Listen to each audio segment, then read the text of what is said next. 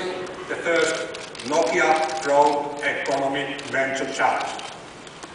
We are challenging developers and innovators around the world to take action. We want you to come up with new and innovative ways to help people and promote upward mobility around the world. To encourage that, the winner will receive a $1 million investment from Nokia. And I stress the word investment. It's an investment aimed at creating a strong, vibrant business that will also improve people's lives. We've seen what the tech community can do when it focuses on problems that are also opportunities. We want to channel that energy toward improving lives in the developing world.